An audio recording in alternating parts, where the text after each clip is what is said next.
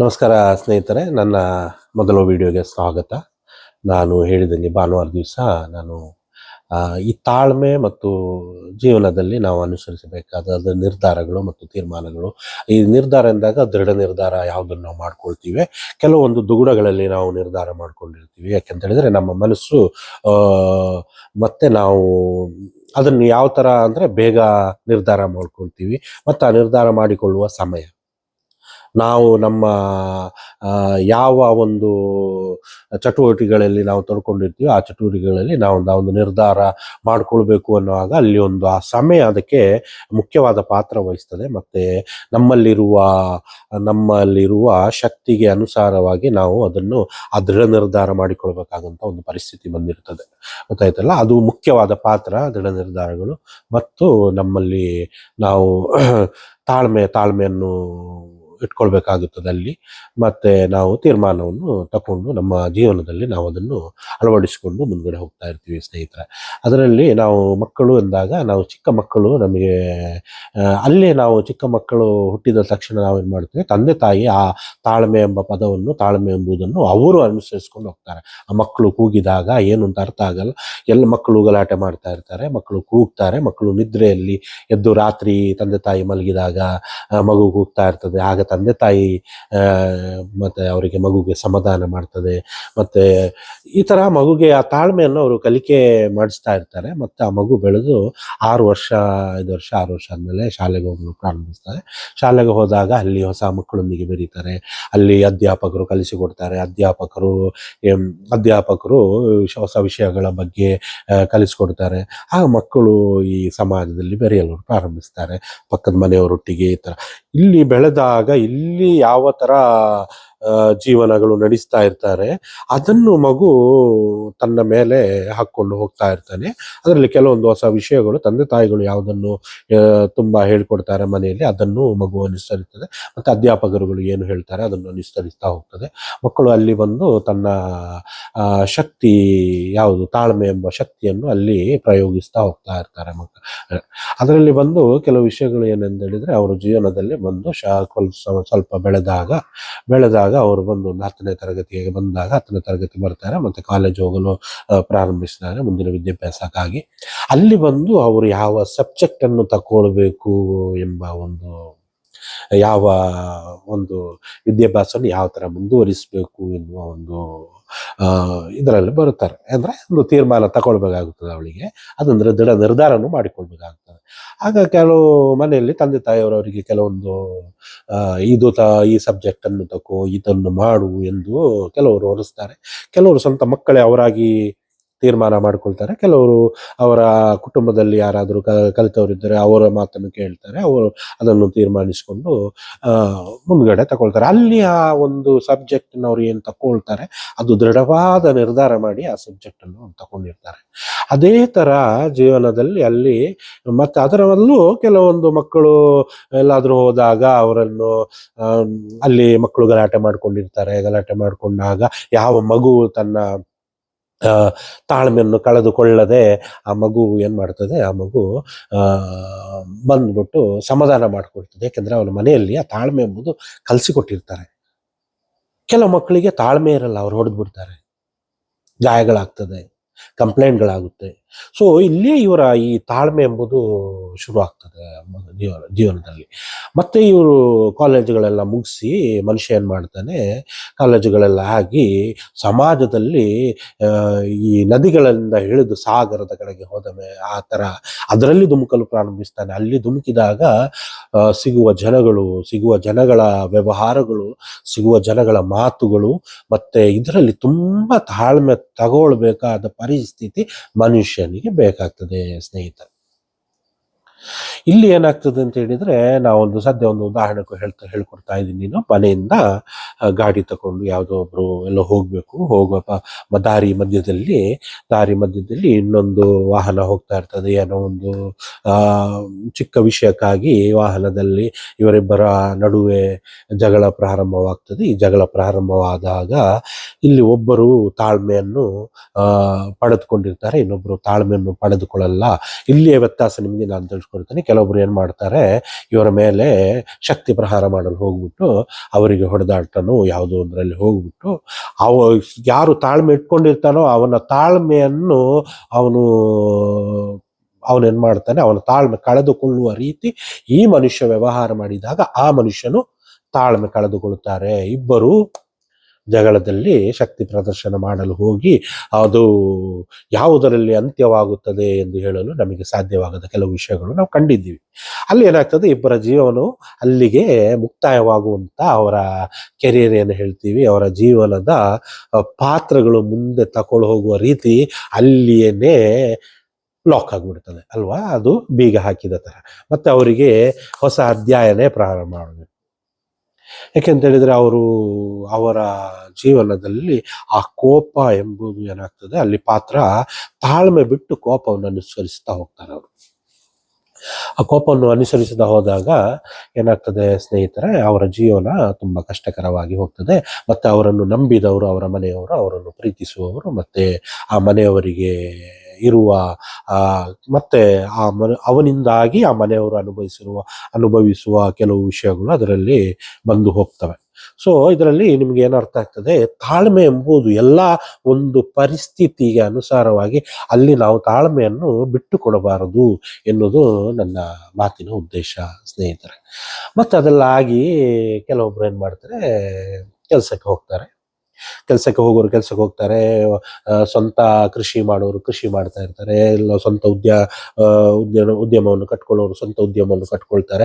ಅಲ್ಲಿಯೂ ನಮಗೆ ಎಲ್ಲಾ ವಿಷಯದಲ್ಲೂ ಈ ತಾಳ್ಮೆ ಎಂಬುದೇ ಮುಖ್ಯ. ಮತ್ತೆ ನಮ್ಮ ಜೀವನದಲ್ಲಿ ನಾವು ಒಂದು ಕೆಲಸಕ್ಕೆ ಹೋಗ್ಬೇಕಾ, ಅಲ್ಲ ನಾನು ಸ್ವಂತ ಉದ್ಯಮವನ್ನು ಕಟ್ಕೊಳ್ಬೇಕಾ, ಇಲ್ಲ ಮನೆಯವರು ಏನಾದರೂ ಮಾಡಿ ಇಟ್ಟಿದ್ರೆ, ತಂದೆ ತಾಯಿಯವರು ಅಲ್ಲ ಕುಟುಂಬದವರು ಮಾಡಿ ಇಟ್ಟಿದ ಕೃಷಿಗಳನ್ನು ನಾನು ಮಾಡಿ ಇದರಲ್ಲಿ ಮುಂದೆ ಹೋಗ್ಬೇಕಾ, ಇದು ಎಲ್ಲವೂ ಅಲ್ಲಿ ಅವನಿಗೆ ತೀರ್ಮಾನಗಳನ್ನು ತಗುವಂತ ಕೆಲವು ಸಮಯಗಳು ಬಂದಿರುತ್ತವೆ. ಆಗ ಅದರಲ್ಲಿ ಅವನು ತಗೊಳ್ಳುವ ತೀರ್ಮಾನಗಳು ಅದರಲ್ಲಿ ಮುಖ್ಯವಾದ ಪಾತ್ರ ವಹಿಸ್ತದೆ. ಕೆಲವೊಬ್ಬರ ಮಾತು ಕೇಳಿ ನಾನು ಅದರಲ್ಲಿ ಅದು ಮಾಡಿಕೊಳ್ಳುತ್ತೇನೆ ಎನ್ನುವುದು ಕೆಲವೊಂದ್ಸಲ ತಪ್ಪಾಗಿ ಬರ್ತದೆ ಸ್ನೇಹಿತರೆ. ಅದಲ್ಲದ ಮೇಲೆ ನಾನು ಉದಾಹರಣೆಗೆ ಹೇಳುವುದಾದ್ರೆ, ನೀವು ಉದ್ಯಮವನ್ನು ಕಟ್ಟಿಕೊಂಡಾಗಲೂ ನಿಮಗೆ ಕ್ಷಮೆ ಯಾಕೆ ಬೇಕು ಎಂದಾಗ, ಉದ್ಯಮವನ್ನು ಕಟ್ಟಿಕೊಂಡಾಗ ಕೆಲವು ವ್ಯಾಪಾರ ನೀವು ಮಾಡ್ತಾ ಹೋಗ್ತೀರಾ. ಕೆಲವು ವ್ಯಾಪಾರದಲ್ಲಿ ಕೆಲವು ಜನಗಳು ನೀವೊಂದು ಪ್ರಾಡಕ್ಟ್ ಮಾಡಿಟ್ಟಿರ್ತೀರ, ಆ ಪ್ರಾಡಕ್ಟಿಗೆ ಆ ಒಂದು ವಸ್ತುವನ್ನು ಖರೀದಿಸಲು ಬಂದಾಗ ಜನಗಳು ಬಂದು ನಿಮ್ಮ ಹತ್ರ ಆ ವಸ್ತುವನ್ನು ಖರೀದಿಸಲು ನಿಮ್ಮ ಅಂಗಡಿಗಳಿಗೆ ಬರ್ತಾರೆ, ಖರೀದಿ ಮಾಡಿ ಹೋಗ್ತಾರೆ. ಅದರಲ್ಲಿ ಯಾವುದೋ ಒಂದು ನಿಮ್ಮ ಕೊಟ್ಟ ವಸ್ತುಗಳಲ್ಲಿ ಏನಾದರೂ ಒಂದು ಅಂದ್ರೆ ಅದರಲ್ಲಿ ಏನಾದರೂ ಒಂದು ಡಿಫೆಕ್ಟ್ ಅನ್ನೋದು ಏನಾದರೂ ಒಂದು ಕಂಡು ಬಂತು, ನಿಮ್ಮ ಹತ್ರ ಬಂದ್ಬಿಟ್ಟು ಅವರು ಅದರ ಬಗ್ಗೆ ಮಾತಾಡ್ತಾರೆ, ನಿಮಗೆ ಕೋಪ ಬರ್ತದೆ. ನೀವು ಕೋಪ ಬಂದಾಗ ಅಲ್ಲಿ ಶಕ್ತಿ ಪ್ರದರ್ಶಿಸಲು ಹೋಗ್ತೀರಾ, ಮತ್ತೆ ನಿಮ್ಮ ವ್ಯಾಪಾರಕ್ಕೆ ಅದು ಅಡ್ಡಿಯಾಗಿ ನಿಮ್ಮ ಜೀವನವು ಮತ್ತೆ ಆ ಬಂಧವನ ಜೀವನವು ಕಷ್ಟಕರ ಆಗುವಂತ ಕೆಲವು ವಿಷಯಗಳು ನಾವು ಕೊನೆಯಲ್ಲಿ ಅಂತವಾಗಿದ್ದು ನಾವು ಕಂಡಿದ್ದೇವೆ ಸ್ನೇಹಿತರೆ. ಆಗ ಈ ಶಕ್ತಿ ಪ್ರದರ್ಶನ ಮನುಷ್ಯ ಮಾಡುವುದಕ್ಕಿಂತ ತಾಳ್ಮೆ ಎಂಬುದು ಮುಖ್ಯ ಆಗ್ತದೆ ಅವನ ಜೀವನದಲ್ಲಿ. ಅವನು ತಾಳ್ಮೆ ಇದ್ದವನು ಅವನಿಗೆ ಅವನ ಜೀವನವೇ ತುಂಬಾ ಸುಖಕರವಾಗಿ ಸುಖಕರವಾಗಿ ಹೋಗುವುದೇ ಚಾನ್ಸ್ ಹೆಚ್ಚಾಗಿರುವುದು.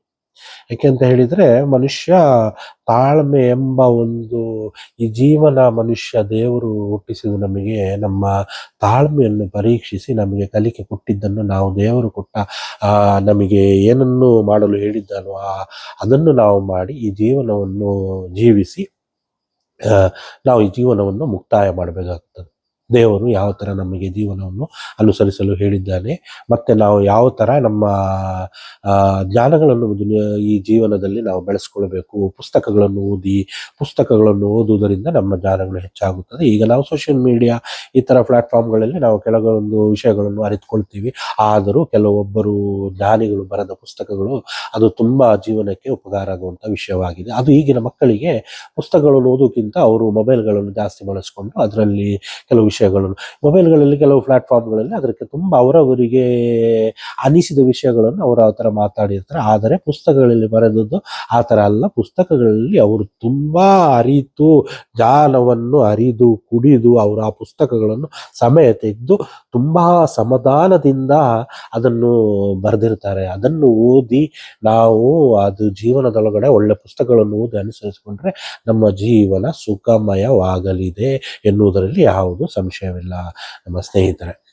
ಅದಲ್ಲದೆ ನಾನು ಇದರ ಬಗ್ಗೆ ತುಂಬ ಉದ್ದ ಮಾತಾಡ್ಕೊಂಡು ಹೋಗ್ತಾ ಇದ್ರೆ ನಿಮಗೆ ನೋಡುವುದರಲ್ಲೂ ಆಸಕ್ತಿ ಕಡಿಮೆ ಆಗುವುದು ನನ್ನ ವಿಡಿಯೋಲ್ಲಿ. ಅದರಲ್ಲಿ ನಾನು ಹೇಳು ಬಯಸುವುದೇನೆಂದರೆ, ತಮ್ಮ ಜೀವನದಲ್ಲಿ ನೀವು ಅಳವಡಿಸಿಕೊಳ್ಳಬೇಕಾದ ಮೊದಲಿನ ಅಧ್ಯಾಯ ತಾಳ್ಮೆ. ಮತ್ತು ನೀವು ಯಾವುದನ್ನು ತೀರ್ಮಾನ ಮಾಡಬೇಕಾದರೂ ಈ ತೀರ್ಮಾನ ಎಂಬುದು ಅದು ಅಂತಿಮವಾಗಿರ್ತದೆ. ನಾವು ತೀರ್ಮಾನ ಮಾಡೋ ಒಂದು ತೀರ್ಮಾನನ ತಕೊಂಡು ಅದರಲ್ಲಿ ಧುಮುಕಿ ಹೋದರೆ ನಾವು ಅದರಿಂದ ಮತ್ತೆ ಆ ತೀರ್ಮಾನವನ್ನು ಬದಲಿಸುತ್ತಾ ಹೋದರೆ ಅಲ್ಲಿಯೂ ನಾವು ಅಡಚಣೆಗಳೇ ನಮಗೆ ಬರುವ ಸಾಧ್ಯತೆ ಹೆಚ್ಚಾಗ್ತದೆ. ಯಾವುದಾದ್ರೂ ಒಂದು ನಾವು ವ್ಯಾಪಾರ ಮಾಡಬೇಕು ಅಂತ ನಮ್ಮ ಮನಸ್ಸಿಗೆ, ಅದು ಎಲ್ಲರಿಗೂ ಬರುವಂಥ ವಿಷಯ. ವ್ಯಾಪಾರ ಮಾಡಿದಾಗಲೂ ನಮಗೆ ನಾವು ಅದರಲ್ಲಿ ಲೆಕ್ಕಗಳು ಸೇರಿಸಿಕೊಂಡು ಅದು ಈ ಥರ ಆಗುತ್ತದೆ ಆ ಥರ ಆದರೆ ನಾವು ಬೇಗ ಮಾಡಿಕೊಂಡು ಅದೊಂದು ನಮಗೆ ಆ ಒಂದು ಇರುವ ಆ ಸಮಯಕ್ಕೆ ಬಂದ ಒಂದು ಆಸಕ್ತಿಯಿಂದ ನಾವು ಬೇಗ ಮಾಡಿಕೊಂಡು ಏನಾದರೂ ಒಂದು ಮಾಡ್ಕೊಳ್ತೀವಿ ಅಂತ ಬೇಗ ಅದಕ್ಕೆ ಧುಮುಕಿದರೆ ಅದರಲ್ಲಿ ನಾವು ಸೋಲು ಅನುಭವಿಸುವಂಥ ಪರಿಸ್ಥಿತಿ ಹೆಚ್ಚಾಗಿ ಬರಲಿದೆ. ಕಾರಣ ಯಾಕಂತ ಹೇಳಿದರೆ, ನಾವು ಆವಾಗ ತಗೊಂಡಿರುವ ಆ ಒಂದು ನಿರ್ಧಾರಗಳು ಆವಾಗಲೇ ನಾವು ಅದನ್ನು ತೀರ್ಮಾನಕ್ಕೆ ಬಂದ್ಬಿಡ್ತೀವಿ. ಸದ್ಯ ನಿರ್ಧಾರ ಮಾಡಿದ್ದೇವೆ, ತೀರ್ಮಾನ ಮಾಡಿದ್ದೇವೆ, ಅದರಲ್ಲಿ ನಾವು ತೊಡಗಿಸ್ಕೊಂಡಿದ್ದೇವೆ ಎನ್ನುವುದು. ಅದರ ಬಗ್ಗೆ ಕಲಿಕೆ ಇಲ್ಲ, ಅದರ ಬಗ್ಗೆ ಜ್ಞಾನ ಇಲ್ಲ. ಸೊ ಈ ಥರ ಆಗಬಾರ್ದು ಜೀವನದಲ್ಲಿ. ನಾನು ಇದರ ಬಗ್ಗೆ ಇನ್ನು 1ನೇ ಭಾಗದಲ್ಲಿ ನಾನು ಇಷ್ಟನ್ನು ಮಾತಾಡಿದ್ದೇನೆ. ಇದರಲ್ಲಿ ಕೆಲವು ವಿಷಯಗಳು ಇದರಲ್ಲಿ ನಾನು ಚಾಪ್ಟರ್ ವೈಸ್ ಆಗಿ ಮಾತಾಡ್ತಿದ್ದೀನಿ ಸ್ನೇಹಿತರೆ. ಇದರಲ್ಲಿ ಅನುಭವಗಳು ಅಂತ ಹೇಳಿದ್ರೆ, ಈಗ ಕೆಲವೊಂದು ಚಿಕ್ಕ ಒಂದು ಮಾತುಗಳನ್ನು ಇದರಲ್ಲಿ ಸೇರಿಸ್ಕೊಳ್ತಾ ಇದ್ದೀನಿ ಮತ್ತೆ ನಾನು ಬೇರೆ ಭಾಗಗಳಲ್ಲಿ ಮಾತಾಡ್ತೀನಿ. ಇದರಲ್ಲಿ ನೀವೊಬ್ಬರು ಸಾಧಾರಣ ಏನಾಗ್ತದೆ, ಮಕ್ಕಳು ಕಲಿಕೆ ಎಂಬುದು ಅವನು ಡಿಗ್ರಿ ಮುಗಿಸ್ಕೊಂಡು ಮತ್ತೆ ಏನಾಗ್ತದೆ, ಕೆಲಸದಲ್ಲಿ ತೊಡಗಿಸು ಎನ್ನುವ ಜಾಸ್ತಿ ವಿಷಯಗಳು ಇದೇ ಬರುವುದು. ಕೆಲಸದಲ್ಲಿ ತೊಡಗಿಸ್ಕೊಳ್ತಾರೆ. ಅದರಲ್ಲಿ ಕೆಲಸಕ್ಕೆ ಹೋದಾಗ ಏನಾಗುತ್ತದೆ, ನಾವು ಬಂದುಬಿಟ್ಟು ಹೊಸದಾಗಿ ಕೆಲಸಕ್ಕೆ ಸೇರಿಕೊಂಡಾಗ ಅಲ್ಲಿ ನಾವು ಯಾರು ನೀವು ಒಂದು ಕಂಪನಿ ಒಳಗೆ ಹೋದಾಗ ಕಂಪನಿಯಲ್ಲಿ ಯಾರು ನಿಮಗೆ ಆ ಕಂಪನಿ ನಡೆಸ್ತಾ ಇರ್ತಾರೋ ಅದರ ಯಾರು ಆ ಕಂಪನಿಯ ಮಾಲೀಕರು ಎಂಬುದು ನಮಗೆ ಗೊತ್ತಿರಲ್ಲ. ಮತ್ತು ಆ ಮಾಲೀಕರು ಏನಾಗುತ್ತದೆ, ಆ ಕಂಪನಿಯನ್ನು ಆ ಒಂದು ಉದ್ಯಮವನ್ನು ಕಟ್ಕೊಂಡಿರ್ತಾರೆ. ಅಲ್ಲಿ ನಾವು ಕೆಲಸಕ್ಕೆ ಹೋದಾಗ ಅಲ್ಲಿ ನಮಗೆ ತಾಳ್ಮೆ ತುಂಬ ಬೇಕಾಗಿರುತ್ತದೆ. ಯಾಕೆಂತ ಹೇಳಿದ್ರೆ ನಮಗೆ ಎಕ್ಸ್ಪೀರಿಯನ್ಸ್ ಹೇಳ್ತೀವಿ ನಾವು, ಅದರಲ್ಲಿ ನಾವು ಅದು ತಗೊಳ್ಬೇಕಾದ್ರೆ ಅಲ್ಲಿ ಹೊಸದಾಗಿ ನಾವು ಸೇರಿಕೊಂಡು ಕೆಲವೊಂದು ವಿಷಯಗಳು, ಕೆಲವೊಂದು ಬಾಸ್ಗಳು ಬೈತಾರೆ. ಅವರು ನಮ್ಮನ್ನು ನಡೆಸಿಕೊಳ್ಳುವ ರೀತಿ ಮತ್ತು ಅಲ್ಲಿ ಕೆಲಸದವರು ನಡೆಸಿಕೊಳ್ಳುವ ರೀತಿ, ಈ ರೀತಿಗಳನ್ನು ನಾವು ತಾಳ್ಮೆಯಿಂದಲೇ ನಿಂತು ಅದರಲ್ಲಿ ನಾವು ಕಲಿಯಬೇಕಾಗುತ್ತೆ. ಯಾಕೆಂದರೆ ತಾಳ್ಮೆ ಬಿಟ್ಟು ನಮಗೆ ಹೋಗ್ಲಿಕ್ಕೆ ಆಗಲ್ಲ. ತಾಳ್ಮೆ ಇಲ್ಲದೆ ನಮಗೆ ಜೀವನ ಮಾಡಲಿಕ್ಕೆ ಸಾಧ್ಯನೇ ಇಲ್ಲ ಸ್ನೇಹಿತರೆ. ಅದು ನಮಗೆ ತಾಳ್ಮೆ ಬಿಟ್ಟು ನಾವು ಜೀವನ ಮಾಡಬೇಕು, ನಾವು ಅದೇ ಥರ ನಾವೇನೋ ಹಂಗೆ ಇದರಲ್ಲಿ ನಾವು ನಮ್ಮ ಶಕ್ತಿ ಮೀರಿ ನಮ್ಮ ಎದೆಗಳನ್ನು ಮುಂದೆ ಮಾಡಿ ನಾವು ಆ ಥರ ಮಾಡಬೇಕಾದ್ರೆ ಅದು ತಾಳ್ಮೆ ಇಲ್ಲದೆ ಜೀವನ ಸಾಧ್ಯ ಇಲ್ಲ ಸ್ನೇಹಿತರೆ. ಅದು ಏಕೆ ಅಂತ ಹೇಳಿದರೆ, ಜೀವನವೆಂಬುದು ತಾಳ್ಮೆ. ಅದು ಬಿಟ್ಟು ನಾವು ಬೇರೆ ಮಾರ್ಗದಲ್ಲಿ ಹೋದರೆ ಅದು ತಾಳ್ಮೆ ಬಿಟ್ಟು ಅಹಂಕಾರದಲ್ಲಿ ಬದಲಾಗುವ ಸಾಧ್ಯತೆಗಳೇ ಹೆಚ್ಚಾಗಿರ್ತದೆ. ಆಗ ನಾನು ವಿಷಯ ಹೇಳಿ ಬರುವುದೇನೆಂದರೆ, ನೀವು ಯಾವುದೇ ಕೆಲಸಕ್ಕೆ ಹೋದರೆ, ಯಾವುದೇ ಉದ್ಯಮ ಕಟ್ಟಿಕೊಂಡ್ರೆ, ನೀವು ಜೀವನದಲ್ಲಿ ಹೋಗುವ ದಾರಿಯಲ್ಲಿ ನೀವು ತಾಳ್ಮೆಯನ್ನು ಬಿಡಬಾರದು. ತಾಳ್ಮೆ ಬಿಟ್ಟು ಹೋದರೆ ಪರಿಸ್ಥಿತಿಯು ಬಿಗಡಾಯಿಸುವುದರಲ್ಲಿ ಸಂಶಯವಿಲ್ಲ. ಮತ್ತು ನೀವು ತಗೊಳ್ಳುವ ನಿರ್ಧಾರಗಳು ಅದೇ ಸಮಯದಲ್ಲಿ ಒಂದೇ ಕೂತಲ್ಲಿಯೇ ನೀವು ನಿರ್ಧಾರಗಳನ್ನು ಮಾಡಿಕೊಳ್ಳುವುದು, ಕೋಪದ ಸಮಯದಲ್ಲಿ ನೀವು ಮಾಡಿಕೊಳ್ಳುವ ನಿರ್ಧಾರಗಳು, ನಿಮಗೆ ಬೇರೆಯವರು ಹೇಳಿ ನಿಮಗೆ ಇವಾಗಲೇ ತೀರ್ಮಾನ ಮಾಡಿ ಎಂದಾಗ ನೀವು ತಗೊಳ್ಳುವ ನಿರ್ಧಾರಗಳು ಇದು ತಪ್ಪಾಗುವ ಸಾಧ್ಯತೆಗಳೇ ನನ್ನ ಪ್ರಕಾರದಲ್ಲಿ ಅದು 90% ಅಂತೂ ಸತ್ಯ. ಅದು ಆ ತೀರ್ಮಾನಗಳು, ಆ ನಿರ್ಧಾರಗಳು ಸರಿಯಾಗಿರುವುದಿಲ್ಲ. ಆ ನಿರ್ಧಾರಗಳನ್ನು ಮಾಡಬೇಕಾದ್ರೆ ಕೆಲವರಿಗೆ ಶಕ್ತಿ ಯಾವ ಥರ ಇರುತ್ತೆ ಅಂತೇಳಿ, ಕೆಲವರಿಗೆ ಅವಾಗಲೇ ನಿರ್ಧಾರ ಮಾಡಿಕೊಂಡು ನಾನು ಮಾಡ್ಕೊಳ್ತೀನಿ ಎನ್ನುವ ಒಂದು ಶಕ್ತಿ ಅವನಿಗೆ ಇರುತ್ತದೆ. ಅದು ಕೆಲವೊಂದು 10 ತೀರ್ಮಾನಗಳು ಮಾಡಿದ್ರೆ ಅದರಲ್ಲಿ ಕೆಲವೊಂದು ಸರಿಯಾಗಿರ್ತದೆ, ಅದರಲ್ಲಿ 10ರಲ್ಲಿ 9 ಅವನಿಗೆ ಸರಿಯಾಗಿರುವುದಿಲ್ಲ. ಕಾರಣ ಅವನು ಮಾಡಿದ ನಿರ್ಧಾರಗಳು ಅವನು ಕೋಪದ ಸಮಯದಲ್ಲಿ ಮಾಡಿರುವ ನಿರ್ಧಾರಗಳಾಗಿರ್ತದೆ. ಯಾವುದರ ಕುಟುಂಬದಲ್ಲಿ ಯಾರಾದರೂ ಏನಾದರೂ ವಿಷಯ ಬಂತು, ಅದರಲ್ಲಿ ಮಾತಾಡ್ತಾ ಜಗಳವಾಡಿ ಅದರಲ್ಲಿ ಆವಾಗಲೇ ತೀರ್ಮಾನ ಮಾಡಿಕೊಳ್ತಾರೆ. ಇಲ್ಲ, ಸಮಯ ಸಮಯ ಅದರಲ್ಲಿ ಮುಖ್ಯ ಪಾತ್ರ ವಹಿಸ್ತದೆ. ಸಮಯ ಬೇಕು. ಸಮಯ ತಕ್ಕೊಂಡು ನೀವು ನಿಮ್ಮ ನಿರ್ಧಾರಗಳನ್ನು ಮಾಡಬೇಕು. ಜೀವನದಲ್ಲಿ ಮನುಷ್ಯ ಮತ್ತೆ ತಾಳ್ಮೆ ಮತ್ತೆ ಭಯ ಅದು ಬೇರೆ. ನಾನು ಬೇರೆ ವಿಡಿಯೋಗಳಲ್ಲಿ ನಾನು ಮಾತಾಡ್ತೀನಿ. ಏಕೆಂದರೆ ತಾಳ್ಮೆ ಎನ್ನುವುದು, ತಾಳ್ಮೆ ಬೇಕು ಜೀವನದಲ್ಲಿ. ಆದರೆ ಈ ತಾಳ್ಮೆ ಮತ್ತು ಭಯದಲ್ಲಿ ವ್ಯತ್ಯಾಸ. ಕೆಲವೊಂದು ಸಲ ನ್ಯಾಯ ಮತ್ತು ಅನ್ಯಾಯ. ಆಗ ಅನ್ಯಾಯವನ್ನು ಕಂಡಾಗ ನಾವು ಅಲ್ಲಿ ತಾಳ್ಮೆಯನ್ನು ಪ್ರಯೋಗಿಸಿ ಮುಂದುಗಡೆ ಆಗುವ ಅನ್ಯಾಯವನ್ನು ಮಾಡಲು ಬಿಡುವುದು, ಅದು ನಾವು ತಾಳ್ಮೆ ಎಂದು ತಿಳಿದುಕೊಳ್ಳುವುದು, ಅದು ತಪ್ಪಾಗಿದೆ ಸ್ನೇಹಿತರೆ. ಅದು ಯಾಕೆ ನಾವು ಅವನ ಹತ್ರ ಬೇರೊಬ್ಬರು ತಪ್ಪು ಮಾಡಿದಾಗ ನಮಗೆ ಗೊತ್ತಿದೆ ಅವನು ತಪ್ಪು ಮಾಡ್ತಿದ್ದಾನೆ ಅಂತ, ಆದರೆ ನಾವು ಹೇಳಲು ಹೆದರಿಕೊಳ್ತೇವೆ. ಇಲ್ಲ ಅಂದರೆ ನಾವು ಅಂಜಿಕೊಳ್ತೇವೆ. ನಾವು ಹೇಳಿದ್ರೆ ಅವ್ರೇನು ಜ್ಞಾನ ಮಾಡ್ಬೋದು, ನಾನು ಹತ್ರ ಹೇಳ್ಬಾರ್ದು, ನಾ ಇದರಲ್ಲಿ ಯಾವುದು ಧುಮುಕಿ ಬಿಟ್ರೆ ಬೇರೆ ಏನಾದರೂ ಒಂದು ವಿಷಯದಲ್ಲಿ ಮಾರ್ಪಾಡು ಬರಬಹುದು. ಆಗ ಇದರಲ್ಲಿ ತಾಳ್ಮೆ ಮತ್ತು ಭಯ, ಅದು ನಾನು ಬೇರೆ ವಿಷಯಗಳಲ್ಲಿ ಮಾತಾಡ್ತೇನೆ ಸ್ನೇಹಿತರೆ. ಆಗ ಎಲ್ಲರೂ ನನ್ನ ಫೇಸ್ಬುಕ್ ವಿಡಿಯೋಗಳಲ್ಲಿ ನೋಡಬೇಕು. ಫೇಸ್ಬುಕ್ಕಲ್ಲಿ ನನಗೆ ಲೈಕ್ ಮಾಡಿ, ಫಾಲೋ ಮಾಡಿ. ನನ್ನ ಈ ವಿಡಿಯೋಗಳು ಯಾರು ನೋಡ್ತಿದ್ದೀರಾ ಅವರು ಇದನ್ನು ಶೇರ್ ಮಾಡಿ. ಮತ್ತು ಇದನ್ನು ಬೇರೆ ಭಾಷೆಗಳಲ್ಲಿ ಯಾರಾದರೂ ನೋಡ್ತಾ ಇದ್ರೆ ಬೇರೆ ಭಾಷೆಗಳನ್ನು ಯೂಟ್ಯೂಬಲ್ಲಿ ಮಾಡುವಂಥ ಕೆಲವು ಆಪ್ಷನ್ಗಳಿದೆ ಅಂತ ಹೇಳಿ ಕೇಳಿದೆ. ಆದರೆ ನಾನು ಟ್ರೈ ಮಾಡಲಿಲ್ಲ. ಅದು ಇದ್ದರೆ ಅದು ಬೇರೆಯವರು ನೋಡ್ಲಿಕ್ಕೂ ಅವ್ರಿಗೆ ಆಸ್ಪದ ಮಾಡಿಕೊಡಿ. ಮತ್ತು ನಾನು ಇದರಲ್ಲಿ ತುಂಬ ಜೀವನದಲ್ಲಿ ನಾನು ಇದರಲ್ಲಿ ನಾನು ಭಾರತ ಬಿಟ್ಟು ನಾನು UAE ಎಂಬ ದೇಶದಲ್ಲಿ ಬಂದು, UAE ಎಂಬ ದೇಶ ನಮಗೆ ನಾವು ಇಲ್ಲಿ ಬಂದು ನಾನೊಂದು 22 ವರ್ಷ ಆಯಿತು ಸ್ನೇಹಿತರೆ. ಈ 22 ವರ್ಷದಲ್ಲಿ ನಾನು ಈ ದೇಶದಲ್ಲಿ ನಾನು ಎಲ್ಲ ರಾಷ್ಟ್ರದ ಜನಗಳೊಂದಿಗೆ ಬೆರೆತು ನಾನು ಕಲಿತಿರುವ ಕಲಿಕೆ ಮತ್ತು ಜೀವನದಲ್ಲಿ ನಾನು ಅಳವಡಿಸಿಕೊಳ್ಳುವ ಕೆಲವು ಅಂಶಗಳು, ಮತ್ತು ನಾನು ಭಾರತದಲ್ಲಿ ನಾನು ಜೀವಿಸಿದ ಆ ಒಂದು ರೀತಿ, ಮತ್ತು ಅಲ್ಲಿ ಕಲಿತ ಕಲಿಕೆಗಳು, ಸೊ ಎಲ್ಲದರ ಬಗ್ಗೆ ನಾನು ಮಾತಾಡ್ತೀನಿ ಮುಂದೆ ಬರುವ ವಿಡಿಯೋಗಳಲ್ಲಿ ಸ್ನೇಹಿತರೆ. ಅದರಲ್ಲಿ ನನ್ನ ವಿಡಿಯೋಗಳನ್ನು ನೀವು ನೋಡಿ ಸಹಕರಿಸಿ. ಮುಂದಿನ ನನ್ನ ಮಾತುಗಳನ್ನು ನಿಮಗೆ ಇಷ್ಟ ಆದರೆ ಬೇರೆಯವರಿಗೆ ನನ್ನ ವಿಡಿಯೋಗಳನ್ನು ಹಂಚಿಕೊಳ್ಳಿ, ಸಹಕರಿಸಿ. ನನ್ನ ಎಲ್ಲ ಸಾಮಾಜಿಕ ಜಾಲತಾಣಗಳು ಫೇಸ್ಬುಕ್, ಇನ್ಸ್ಟಾಗ್ರಾಮ್, ಯೂಟ್ಯೂಬ್ ಈ ಥರ ಇರುವುದನ್ನು ನಾನು ಫೇಸ್ಬುಕ್ಗಳಲ್ಲಿ ಯೂಟ್ಯೂಬ್ ಲಿಂಕ್ಗಳನ್ನು, ಇನ್ಸ್ಟಾಗ್ರಾಮ್ ಲಿಂಕ್ಗಳನ್ನು ಹಂಚಿಕೊಂಡಿದ್ದೇನೆ. ಅದರಲ್ಲೂ ನೀವು ಸಹಕರಿಸಿ. ಮತ್ತು ನನ್ನ ನಾನು ಕಾಪಿ ವಿಡಿಯೋಗಳನ್ನು ಮಾಡುತ್ತೆ, ಹಾಡು ಮತ್ತು ಕೆಲವು ಡ್ರಾಮಾಗಳು ಈ ಥರ ಮಾಡೋದು, ಎಲ್ಲವನ್ನು ಸಹಕರಿಸಿ ನನ್ನ ಸ್ನೇಹಿತರೆ. ಎಲ್ಲರಿಗೂ ಧನ್ಯವಾದಗಳು. ಮುಂದುಗಡೆ ದೇವರು ಎಲ್ಲರಿಗೂ ಒಳ್ಳೆಯದು ಮಾಡಲಿ. ಮತ್ತು ಎಲ್ಲರೂ ಆರೋಗ್ಯದ ಕಡೆ ಗಮನ ಕೊಡಿ. ಆರೋಗ್ಯ ಎಂಬುದು ಜೀವನದಲ್ಲಿ ಮನುಷ್ಯನಿಗೆ ಮುಖ್ಯವಾದ ಅಂಶವಾಗಿದೆ. ಆರೋಗ್ಯ ಇದ್ದರೇ ನಿಮಗೆ ಏನು ಮಾಡಲು ಸಾಧ್ಯ. ಆರೋಗ್ಯವನ್ನು ಕಾಪಾಡಿಕೊಳ್ಬೇಕು. ಬೆಳಿಗ್ಗೆ ಏಳುವುದು ರೂಢಿ ಮಾಡಿಸ್ಕೊಳ್ಬೇಕು ಜೀವನದಲ್ಲಿ. ಮಕ್ಕಳಿಗೂ ಕಲಿಸಿಕೊಡ್ಬೇಕು. ಬೆಳಿಗ್ಗೆ ಏಳಬೇಕು, ರಾತ್ರಿ ಬೇಗ ಮಲಗಬೇಕು, ಆಹಾರ ಪದಾರ್ಥಗಳನ್ನು ಯಾವ ಥರ ಸೇವಿಸಬೇಕು, ಆಹಾರ ಪದಾರ್ಥಗಳಲ್ಲಿ ಯಾವುದನ್ನು ಸೇವಿಸಬೇಕು, ಯಾವುದುಗಳನ್ನು ಸೇವಿಸಬಾರದು, ಮತ್ತು ಮೊಬೈಲ್ಗಳಲ್ಲಿ ಯಾವುದು ನೋಡಬೇಕು, ಯಾವುದುಗಳನ್ನು ನೋಡಬಾರದು, ಎಲ್ಲ ವಿಷಯಗಳ ಬಗ್ಗೆ ನಾನು ವಿಡಿಯೋಗಳನ್ನು ಮಾಡ್ತಾ ಇದ್ದೀನಿ, ಇದರ ಬಗ್ಗೆ ಮಾತಾಡ್ತಿದ್ದೀನಿ. ಸೊ ಎಲ್ಲರೂ ನನಗೆ ಸಹಕರಿಸಿ. ನಮ್ಮ ಕರ್ನಾಟಕ ರಾಜ್ಯವನ್ನು ಬಿಟ್ಟು, ನನ್ನ ರಾಜ್ಯ ಕರ್ನಾಟಕ ಆದರೆ ನಾನು ಕರ್ನಾಟಕ ರಾಜ್ಯವನ್ನು ಬಿಟ್ಟು ತುಂಬ ವರ್ಷಗಳಾದರೂ ನಾನು ಕರ್ನಾಟಕ ರಾಜ್ಯದಲ್ಲಿ ನಾವು ಜೀವನ ನಡೆಸ್ತಿರುವುದು UAE ಎಂಬ ರಾಷ್ಟ್ರದಲ್ಲಾದರೂ ನಮಗೆ ಕರ್ನಾಟಕ ನಮ್ಮ ದೇಶ, ಭಾರತ ದೇಶ ಮತ್ತು ಕರ್ನಾಟಕ ರಾಜ್ಯ ಮತ್ತು ನಮ್ಮ ಕೊಡಗು, ನಾನು ಹುಟ್ಟಿದ ಜಿಲ್ಲೆ ಮತ್ತು ನನ್ನ ಗ್ರಾಮ ನಾಪುಕ್ಲು ಗ್ರಾಮ, ಈ ಗ್ರಾಮದ ಮೇಲೆ ನನಗೆ ಇರುವ ಪ್ರೀತಿ ತುಂಬ ಅದು ಎಷ್ಟು ಗಾಢವಾಗಿದೆ ಎಂಬುದು ನಾನು ಜೀವನದಲ್ಲಿ ಅದು ನಾನು ಮುಂದುಗಡೆ ಬರೋ ವಿಡಿಯೋಗಳಲ್ಲಿ ನಾನು ನಿಮಗೆ ಹೇಳ್ಕೊಡ್ತೀನಿ ಸ್ನೇಹಿತರೆ. ಅದು ಯಾವ ಥರ ಅಂತ ಹೇಳಿದರೆ, ನಾವು ದೇಶ ಬಿಟ್ಟು ಬೇರೆ ದೇಶಗಳಿಗೆ ಬಂದಾಗ ಈ ದೇಶ ನಾವು ಇರುವ ದೇಶ, ಅದರ ಬಗ್ಗೆ ನಾನು ಮುಂದುಗಡೆ ಮಾತಾಡ್ತೀನಿ. ನಾವು ಇರುವ ದೇಶವು ನಮಗೆ ಮೊದಲು ನಮ್ಮ ಭಾರತ ದೇಶ, ನಮ್ಮ ಮನೆ ನಮ್ಮ ಭಾರತ ದೇಶ. ಎರಡನೇ ನಮ್ಮ ಮನೆ ಅದು UAE ಎಂಬ ದೇಶ. UAE ಎಂಬ ದೇಶವು ನಮ್ಮ ಭಾರತದ ಜನರಿಗೆ ಕೊಟ್ಟ ವಿಷಯಗಳ ಬಗ್ಗೆ ಏನೆಲ್ಲ ನಮಗೆ ಕೊಟ್ಟಿದೆ, ಈ UAE ದೇಶದ ಬಗ್ಗೆ ಮತ್ತು ಈ ದೇಶದ ಒಳ್ಳೆತನದ ಬಗ್ಗೆ ನಾನು ಮುಂದೆ ವಿಡಿಯೋಗಳಲ್ಲಿ ಮಾತಾಡ್ತೀನಿ ಸ್ನೇಹಿತರೆ. ನಮಸ್ಕಾರ.